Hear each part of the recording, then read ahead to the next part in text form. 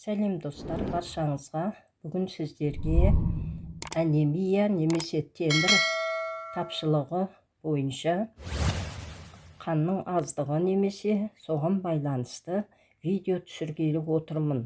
Бүгінгі видеомызда бізге керекті заттар 50 тал итмұрын және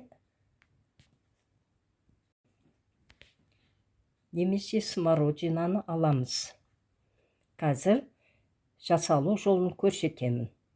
Енді итмұрынды жақсылап жуып аламыз.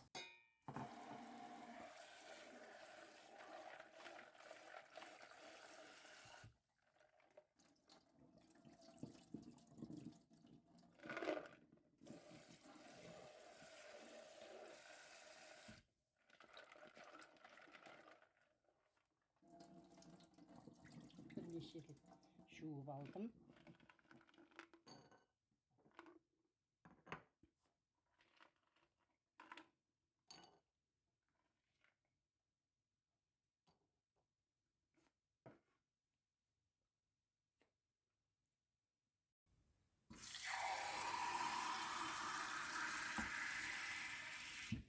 Енді кастрюлға 3 стакан су құямыз. Менің стаканым 100 граммдық стакан.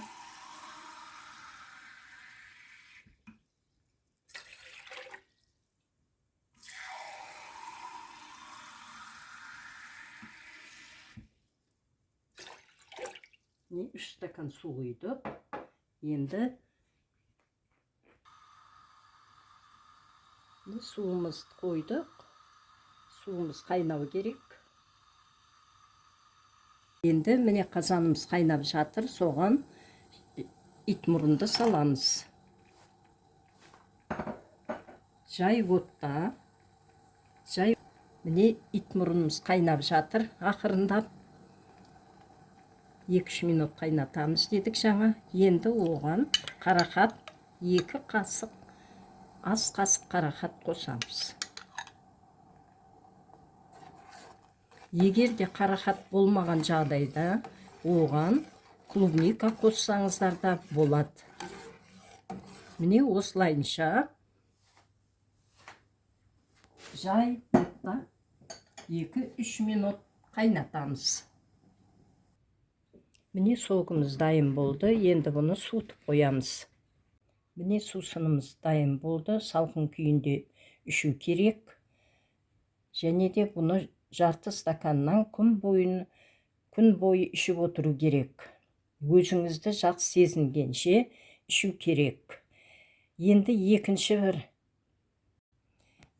бір әдісіміз ол қызылшаны үккіштен өткізіп, оны күн бойына жеп отыру керек. Оны 1 ай бойы емделу керек. Немесе бір күнде 6 реттен жеп отыру керек. Бұл еміміз біздің халық емі болғандықтан ұзақ уақыт талап етеді.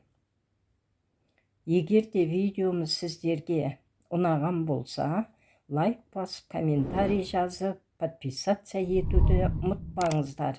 Және де достарыңызбен бөлісіңіздер. Ем болсын.